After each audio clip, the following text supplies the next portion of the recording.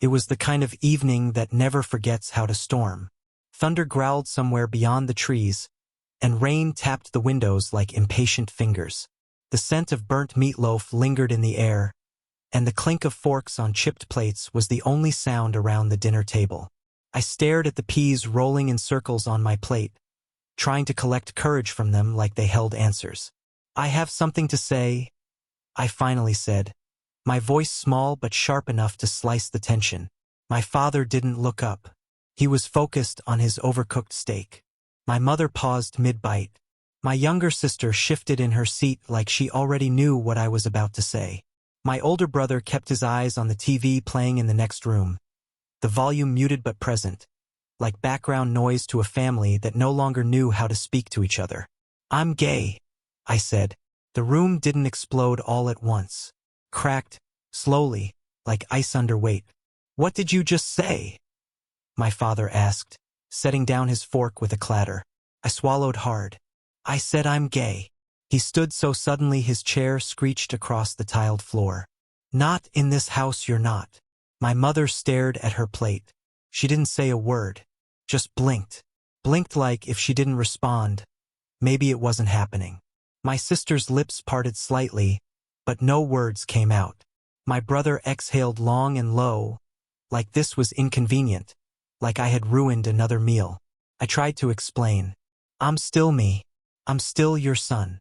"No," my father snapped, pointing a thick, trembling finger at me. "My son would never say something that disgusting at my table." "I didn't choose this," I whispered. "You sure as hell chose to throw it in our faces," he spat. "You want to be some kind of pervert? Then go find a place where people like you belong." My stomach dropped. "Dad!" He turned on his heel and disappeared into the hallway. I heard the closet door slam. When he returned, he was dragging out a black trash bag, one of the heavy-duty ones we used for fall leaves. He walked past me and into my room. The sounds of drawers being yanked open and clothes being shoved into plastic echoed through the house like a war drum. I sat frozen at the table, heart pounding. Minutes later, he dumped the overstuffed bag by the front door. My backpack landed beside it with a thud. My shoes were tossed next like scraps. "I want you out. Now." I looked at my mother. Her lips were pressed together, white at the edges. She didn't lift her gaze. She didn't say a word, just picked up her fork and began eating again. That silence hurt more than my father's rage ever could. I turned to my sister. She blinked rapidly, tears welling up, but she didn't move. My brother muttered something under his breath about drama and got up to go back to the TV. And that was it. I picked up my bag. My fingers trembled as I tied the trash bag closed. My whole life, shoved into plastic and shame. I opened the door. Cold wind rushed in, slapping my face with the reality of it all. Thunder rolled again, closer this time. As I stepped outside, my father growled one last thing. "Don't come back. Not unless you're ready to be normal." I walked with no direction, just away. My shoes soaked quickly, water seeping through the thin canvas until my toes felt like ice. Streetlights buzzed above me, flickering like they too couldn't decide if I belonged here. No one stopped me. No one asked if I was okay. By the time I reached the outskirts of the neighborhood, the sky had fully opened. Rain fell in heavy sheets, drumming on parked cars and gutters and the hollow shell that had once been my sense of home. I found a bus shelter on the corner of a busy intersection. There were no buses running that late, but it had a roof and a bench, and right then that was luxury. I slid into the corner, clutching my backpack like a lifeline. My trash bag sat at my feet, bulging with wrinkled shirts and a single bottle of body spray. The plastic bench was cold. The rain made the night sound fuller than it was. But inside me, there was only a ringing emptiness. I thought of the family photos in the hallway, the time I won the spelling bee, the night we decorated the Christmas tree and laughed like we'd always be safe. I thought of how easily love turned into silence.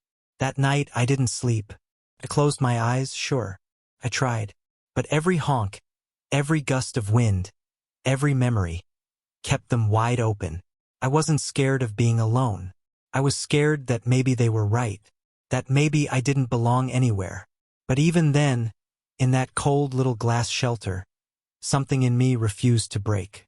I still remember my father's words. Not because they broke me, but because they tried to. The second night wasn't any kinder than the first, or the third, or the fourth. Each one blurred into the next like smudged paint in the rain. My body moved on instinct, my mind shut down just enough to survive. I drifted through the city like a ghost in plain sight. Park benches became beds. Public restrooms became sanctuaries. Shelters, when not full, offered warmth and dry socks. But the constant shuffling, coughing, and staring eyes made it impossible to feel safe. Every night had its own kind of fear. Some men didn't say anything. They just stared, their eyes lingering too long. Others made comments when I passed, low and crude. I learned to walk with my head down, shoulders tight, always alert. The cold became a second skin. My jacket, too thin to matter, hung loose over my body like it was ashamed to be part of me. My shoes were soaked through by the third day, the soles peeling off like the last bits of dignity I had left. By day I wandered. I found places with Wi-Fi just to pretend like I belonged there. I sat in library corners, flipping through books I didn't read. The hunger was manageable at first, like a dull ache, but by the fifth day it roared. I ate what I could find. Half-eaten sandwiches tossed in bins behind delis. Wilted lettuce. Fries that someone had thrown away still in their paper tray. Once, I found a sealed protein bar wedged between two trash bags. I cried while eating it. It was the first real thing I'd had in days. I avoided mirrors. I didn't want to see what I was becoming. Every place I went, I hoped someone would look at me. Really look. But they didn't. People passed by like I didn't exist. Couples holding hands. Mothers with strollers. Businessmen glued to phones. I was background noise, invisible, forgettable. Even the shelter volunteers didn't ask questions, they just handed me a blanket and moved on. I wanted someone, anyone, to say my name, to ask where I came from. But no one ever did. Without an address, I couldn't apply for jobs. Without ID, I couldn't get into most shelters or get help. Without help, I couldn't get ID. It was a loop designed to trap people like me. And I was tired of running in circles. A week in, I broke. I had found a half-covered construction site where I sometimes slept between wooden pallets. That night, the rain came in sideways, and the tarp above me collapsed under the weight of water. My clothes were soaked again, my fingers stiff, my lips cracked from wind. I sat in the corner and cried. Not just tears, ugly, heaving sobs. I covered my mouth to keep the sound in, but it felt like something in me had finally snapped. All I could think about was the look on my mother's face. The way she never said a word. That silence haunted me more than my father's screaming. I tried to write in my old notebook, but the pages were too wet, the pen long out of ink. So I just whispered to myself, I'm still here, like saying it might make it true. The next morning I walked for hours. No destination, just away from the shame, away from the dirt I could feel sinking into my skin. My body ached. My stomach felt like a vacuum. I hadn't eaten in 2 days. My shoes had given up, duct tape barely holding them together, soles flapping like loose tongues. My socks were soaked with mud and street water. I wandered into a nicer part of the city. The air even smelled richer. There were trimmed hedges, fountains, bird baths, iron fences. It was the kind of place you see in magazines where people have gardens, not backyards. I didn't belong there. I tried to turn back, but my legs wouldn't cooperate. I stumbled forward, past tall gates and driveways lined with roses. I passed a marble statue of a boy with wings. I remember wondering why he looked so sad. The world tilted. My vision blurred at the edges. My body felt like paper, thin and crumpled and soaked with everything I couldn't carry anymore. My legs folded under me. I collapsed right there on the sidewalk. My knees scraped the stone, hands trembling as I tried to catch myself. My breath came in short gasps like I'd been running a marathon I never signed up for. I dropped my backpack and curled into myself. I didn't even cry this time. I was too tired. I didn't know I had collapsed in front of a mansion. I just knew I couldn't keep walking. I didn't hear footsteps at first. Just the distant hum of a fountain and the rustling of trees above me, swaying gently like they pitied me. Then shoes on gravel. I tensed, expecting the usual. A security guard, maybe. Someone about to yell at me for polluting the scenery with my presence. But the voice that came was softer, calm, warm. "Hey," it said. "Are you all right?" I forced myself to look up. The world spun a little, but I saw him clearly. A man, late 30s or early 40s, stood just a few steps away. He wasn't dressed like the neighborhood dads in khakis and smugness. He wore dark slacks, a black wool sweater, and a watch that looked like it had its own mortgage. Salt and pepper stubble dusted his jaw, and his hair was swept back like it obeyed him. But his eyes, they weren't hard or judgmental. They looked concerned. Not in a performative way. Genuinely. I'm fine." I lied, my voice hoarse. "You don't look fine," he said, not unkindly. "Can you stand?" I tried. My knees buckled, and I winced as pain shot through my ankle. He stepped forward instinctively but didn't touch me. "I'm not gonna hurt you," he added quickly. "I live here, right there." He nodded toward the wrought iron gate behind him, which framed the entrance to an estate that looked like it had been carved from marble and old money. "Do you want water? Or maybe some tea? You look frozen." I flinched. Tea? Was this a trap? Some rich guy who wanted to play savior before tossing me out the back like garbage? "No," I said, shaking my head. I'll go." "You can't even stand," he replied gently. "Please, just come inside. I won't touch you. I just want to help." It wasn't just what he said. It was how he said it. His voice wasn't coded in pity. It was grounded, calm. He spoke like someone who had nothing to prove. I don't remember agreeing exactly. Just that a few minutes later, I was walking limping beside him through the open gate, past trimmed hedges and a fountain shaped like a lion. The pathway curved like a question mark, leading to a massive white house with tall glass windows and ivy growing over the stone like it belonged there. When he opened the front door, warm air rushed over me like a hug I didn't know I needed. The house smelled like cedar and something faintly sweet. There was music playing softly, jazz, maybe, a saxophone curling into the high ceilings. I stood awkwardly in the grand entryway, dripping water onto floors that gleamed like mirrors. I hugged myself, painfully aware of the mud on my pants and the smell of my skin. He noticed. "I'll get you a towel," he said, already walking down a hallway. I used the moment to glance around. The place was breathtaking. Marble floors, a spiral staircase with wrought iron railing, shelves full of old books, and real art, lined the walls. But it didn't feel like a hotel. Felt lived in, cozy, even, like someone had taken the bones of a museum and made it a home. He returned with a towel and a cup of tea. "Chamomile," he said, handing it to me. "It helps."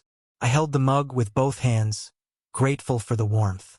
My fingers shook, maybe from the heat, maybe from everything. He pointed to a leather armchair by the fireplace. "Sit, please." I obeyed. The fire crackled gently, and for a moment we just sat in silence. He didn't interrogate me. He didn't fill the space with words. He just let me breathe. "My name's Julian," he said eventually. I nodded. I'm Eli." "Eli." He said it like it mattered. Like it wasn't just a name but a small miracle. He didn't ask why I was out there, or how long I'd been on the street. He just offered small comforts, blankets, socks, soup, like he'd done this before. Like kindness was routine for him. I ate slowly, still unsure if this was all real. When I finally finished, I tried to stand. "Thank you. I should go." He looked at me with quiet disbelief. "Go where?" he asked. "I don't know. Back into the city." "In those shoes?" he said, nodding to the flapping soles. "Eli, be honest. Can you make it 2 more blocks in this weather?" I lowered my gaze. He sighed softly, not annoyed. "Beautiful young men shouldn't be sleeping in gutters. You belong somewhere better." I didn't know what to say to that, so I just said, "I'm not beautiful." "You are," he replied without hesitation. "And I'm offering you a guest room. Just one night. No strings." No questions. I studied his face. He meant it. Not in the way people usually mean things, but deeply, unshakably. I nodded. He led me to the second floor, down a quiet hallway painted in warm earth tones. The guest room was bigger than my childhood bedroom. The bed was already made, white sheets, plush pillows, a soft golden blanket folded neatly at the foot. "I'll be downstairs if you need anything," Julian said. "The door locks from inside." That mattered. The fact that he said it. "Thank you," I whispered. He smiled gently and pulled the door shut behind him. I stood there, alone, trying to make sense of everything. Then I sank onto the bed. The moment I did, something cracked inside me. Not loudly, not like glass, but like soft earth giving way under pressure. I curled onto my side and sobbed into the pillow, quietly, desperately. It had been so long since I'd cried in a place that didn't smell like mold or fear. I didn't cry because I was weak. I cried because someone saw me and didn't look away. Eventually, the tears slowed. My body relaxed. The sheets smelled like lavender and safety. I didn't dream that night. I just slept. For the first time since being disowned, I slept in a real bed, a warm bed, in a house that didn't ask me to leave. I only planned to stay one night, just enough to dry out, rest my legs, and disappear before the sun got too high. But morning came and Julian was already up, shirt sleeves rolled to his forearms, barefoot in the kitchen, whistling something old and jazzy while making scrambled eggs like it was the most natural thing in the world to cook for a stranger.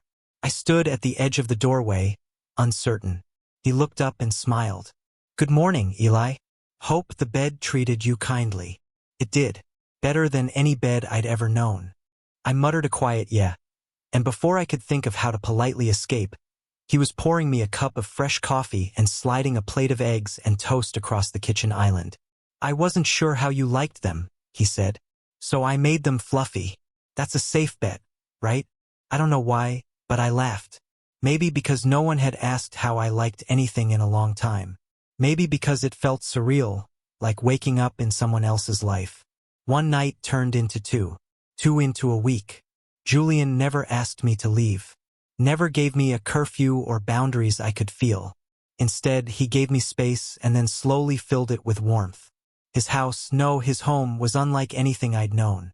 It was modern, sure, but with an old soul. Wooden floors creaked in the hallway, like they remembered things.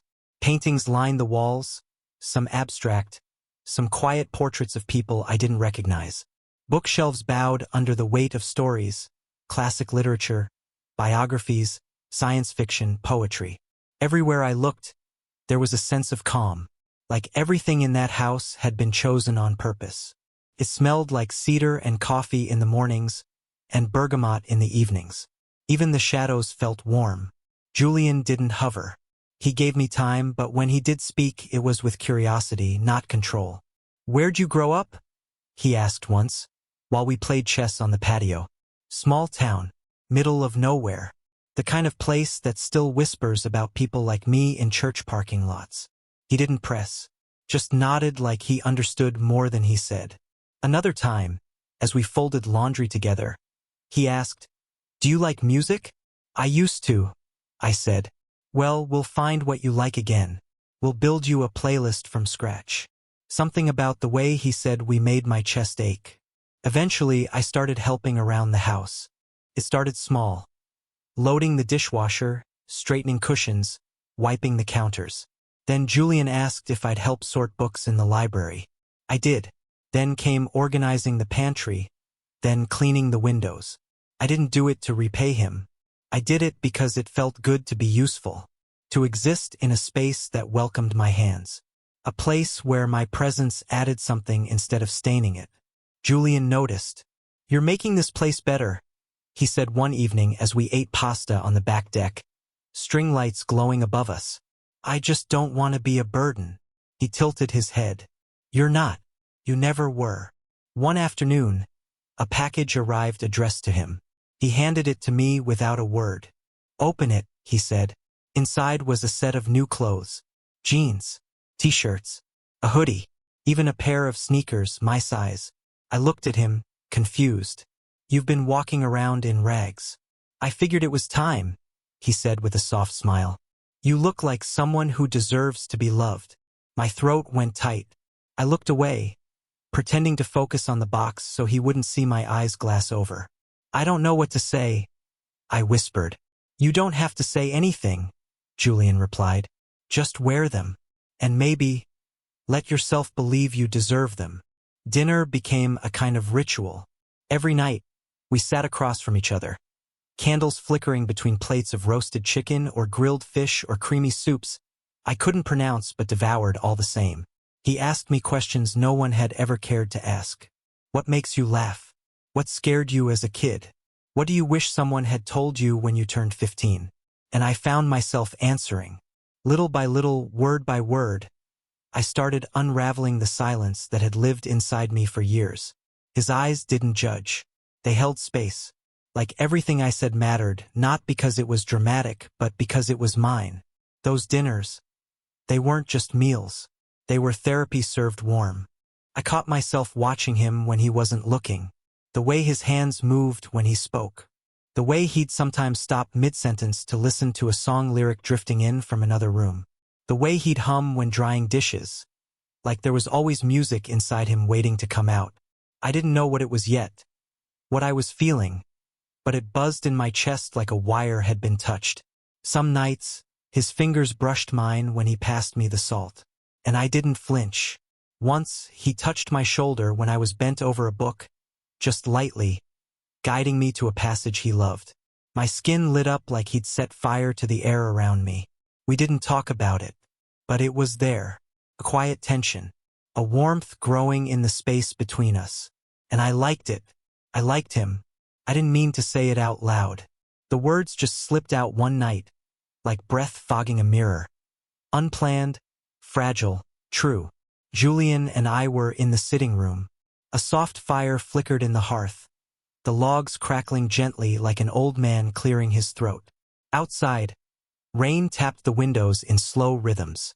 We were each holding mugs, his with black coffee, mine with mint tea, and Miles Davis played low in the background.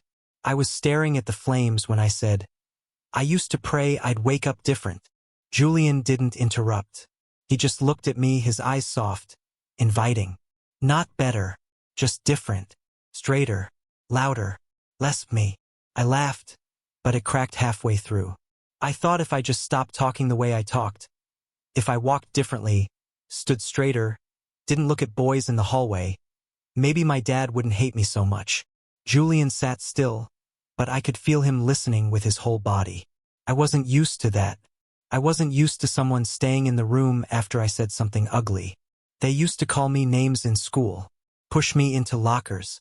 One time someone wrote F*G on my gym shirt and left it on my desk. I told the teacher. She told me not to make a scene. I set my mug down, hands trembling a little. It wasn't just them. It was everyone. Teachers, neighbors, my own family. They never hit me, but silence hurts in its own way. You spend enough time being ignored, and you start to believe you're easy to forget. Julian didn't speak right away. When he finally did, it was quiet. My partner, his name was Marcus. We were together 7 years. I looked up, surprised. Julian had never mentioned anyone before. His past felt like a locked room in a house full of open ones. He had this laugh, Julian continued, smiling faintly. Big, ridiculous laugh, like he'd never learned to hold anything back.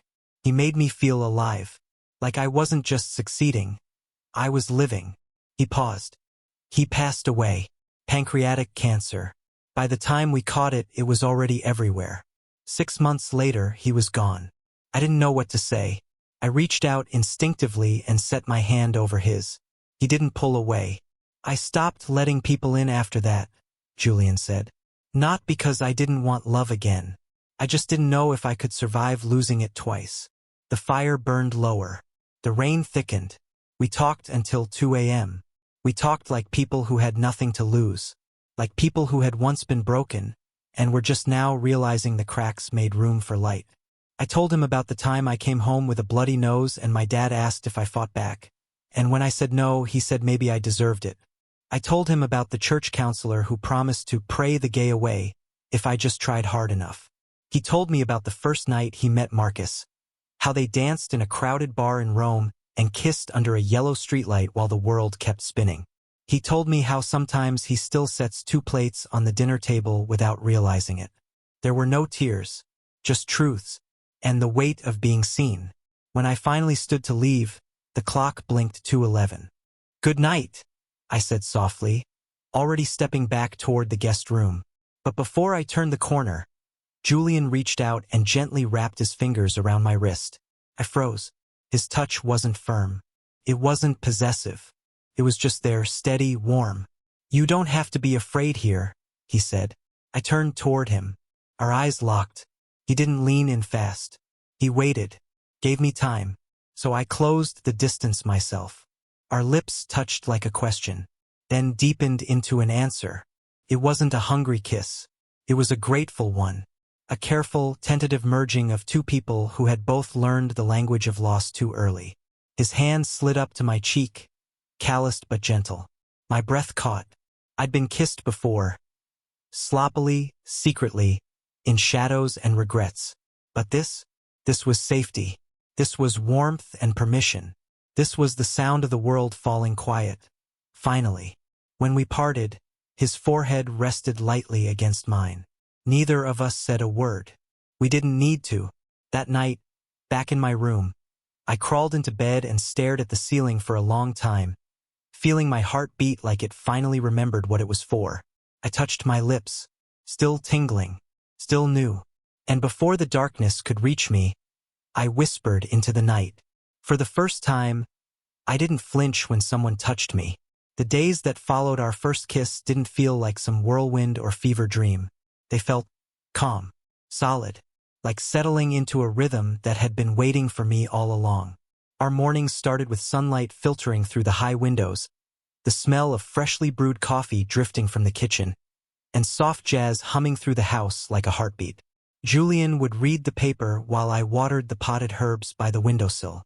Sometimes we'd sit on the stone patio out back, each with a book in hand, saying nothing, just sharing space. He had this way of making silence feel like a conversation. In the afternoons, we cooked together. I was terrible at it, but he never laughed. He'd just guide my hands with his, leaning in close as I chopped onions or tried to flip something without making a mess. One time I burned the garlic and started to apologize, but he cut me off with a kiss to the forehead and said, "Burned garlic's just another flavor story." We made playlists for each other, trading songs like secrets. He introduced me to old soul classics, and I showed him indie bands I used to listen to when I needed to feel less alone. There was no single moment where our relationship shifted into something physical. It was a quiet unfolding, like petals opening to the sun. One evening, we were lying on the couch together, me resting with my head on his chest, his fingers tracing circles on my shoulder. The fire was low, our breaths slow and synced. He looked down at me, brushing a strand of hair behind my ear. "You're safe," he whispered, like it was both a fact and a promise. And I believed him. That night, we kissed with more certainty.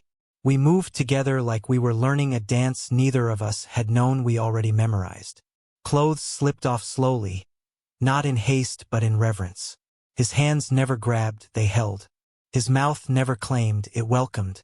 And afterward, we lay in the stillness, limbs tangled, hearts steady. I rested my cheek against his chest and thought, I used to sleep on cardboard. Now I sleep in arms that call me home. At first, I worried about the age gap. Julian was 15 years older. He'd lived a whole life before me. Built a career, loved and lost, bought a home, grown into himself. I was just starting to figure out who I was. But he never treated me like I was lesser for that. He didn't talk down to me or try to mold me into something neater. He just saw me. He encouraged me to speak, to question, to grow. He made room for me in his life without shrinking himself to do it. With him, I didn't feel younger. I felt whole. We had our own rituals. He'd pour us wine and we'd talk on the rooftop patio as the city lights blinked in the distance. He told me stories from his traveling days. Climbing hills in Tuscany, watching the northern lights in Iceland. I'd never left the state before, but somehow, when he talked, I felt like I'd been there too. I taught him how to make instant ramen properly, with the egg and the seasoning layered just right. He declared it gourmet. Sometimes we'd fall asleep on the couch halfway through a movie, and I'd wake up wrapped in one of his soft throw blankets. His arms still around me, like even in sleep, he was making sure I didn't slip away. One night, after dinner, we stood by the tall windows in the hallway, watching the storm roll in. Thunder cracked the sky, and I instinctively reached for his hand. He laced our fingers together and looked at me. Not with sympathy, not with desire, but with a kind of unwavering affection that steadied me. "You know," he said, "you're not here because I pity you." I looked up at him. "You're here because I love you." My throat tightened. My chest felt too full and too empty all at once. "I needed to say it out loud," he continued. "Not because you owe me anything in return, but because I want you to know what this is, what you are. You're not a guest, Eli. You're not some wounded bird I'm nursing back to flight." He placed his hand over my heart. "You're the best part of my day. Every day." Tears welled in my eyes, not from sadness but from the unfamiliar weight of being truly, deeply wanted. I leaned into his chest, letting the sound of his heartbeat ground me.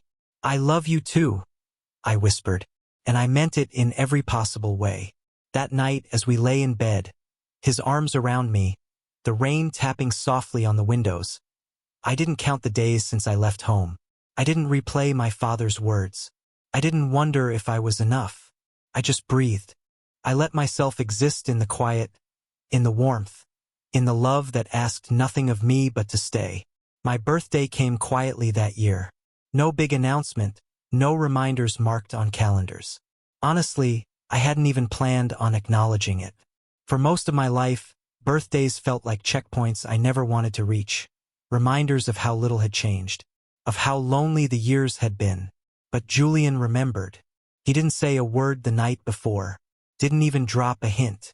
But when I walked into the kitchen the next morning, still in my sleep shirt and rubbing the fog from my eyes, I saw it, right there on the table. A small cake, simple but beautiful. Dark chocolate with shaved curls on top. A single golden candle in the center. And next to it, a box. He was standing by the window, coffee mug in hand, watching me with that soft, amused smile he always wore when I was caught off guard. "You remembered," I said stupidly. "Of course I did," he said. "I've been counting the days." I stepped closer, looking at the box. My heart picked up. "What is this?" "Open it." Inside, nestled in black velvet, was a silver ring, thin, elegant, with a small engraving on the inside. E+J home. I looked up, tears already welling. "Julian, it's not a proposal," he said quickly, chuckling nervously. "At least not yet. I figured we'd save the drama for next year." I laughed, already crying. He stepped closer, his hands gentle as he took mine. "But it is a promise," he said, "that no matter what comes next, you are mine, and I am yours. You're not a guest anymore, Eli. You never really were." He slid the ring onto my finger. My hands trembled. My whole soul did. I leaned in and kissed him, deeply, slowly, with everything I'd never been able to say until now. That night, we celebrated with a quiet dinner on the terrace. The city lights twinkled in the distance, and string lights above us gave off a golden hue. A soft playlist hummed through the outdoor speakers, our playlist. Our songs. The ones we'd built together. Candles flickered between our plates. Julian poured me wine, and we toasted, not to age but to survival. To beginnings. To choosing love when the world had offered anything but. I didn't need a party. I didn't need noise or gifts or crowds. I had everything I'd ever wanted in the way he looked at me across that table. Later, I wandered through the house alone, glass of wine in hand. My fingertips brushed along the walls, the bookshelves, the frames. And this time, they weren't just Julian's memories staring back at me. They were ours. Photos of us on the beach, wind in our hair. Candid shots of me laughing in the kitchen, covered in flour. One Polaroid of us on the couch, arms tangled, half asleep, with Julian's nose pressed to my temple. This house was no longer just elegant and warm. It was lived in, loved in. I saw a pair of my shoes neatly by the front door, next to his. My sweater draped over the armchair. Our initials etched into the ceramic pot holding a stubborn little cactus we'd named Charles. And for the first time in my life, I wasn't afraid of being seen. Later that night, after Julian had fallen asleep, his hand resting on my stomach, breath steady against the back of my neck, I got up quietly and walked to the office. I sat down with a notebook and pen, and I started to write. Not for anyone else. For him. For the version of me still sitting in that bus shelter. Rain in his hair, bruises on his heart. Dear younger me, you won't believe where you end up. I know right now the world feels cold and sharp. I know you think no one will ever love you the way you need to be loved. You think your father's silence is the truth. That your mother's turned face is proof of your worthlessness. But I'm here to tell you they were wrong. There's a man who will open his door to you without needing a reason. He'll hold you like you're the rarest thing he's ever known. He'll kiss your scars like they're poetry. He'll laugh at your dumb jokes and fall asleep with his hand in your hair. And more than anything, he'll never ask you to be anyone but yourself. You will be loved. You will be safe. And you will never sleep on cardboard again. So hold on. Hold on through the storms, the nights on pavement, the hunger, the shame.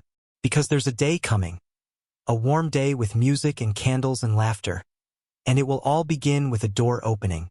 And someone saying, "Come in, love, Eli." I closed the notebook, placed it gently on the shelf, and turned off the lamp. When I climbed back into bed, Julian stirred slightly and instinctively pulled me closer, tucking my body into his like I belonged there. Because I did. Because now I finally knew. They said I didn't belong. But this house, this man, they say otherwise every night when I lay my head beside his. Have you ever felt like you didn't belong? Only to find love, safety, and acceptance where you least expected it? Share your story in the comments. Your words might help someone else feel less alone. Don't forget to like, subscribe, and hit the notification bell so you never miss a story that speaks to the heart.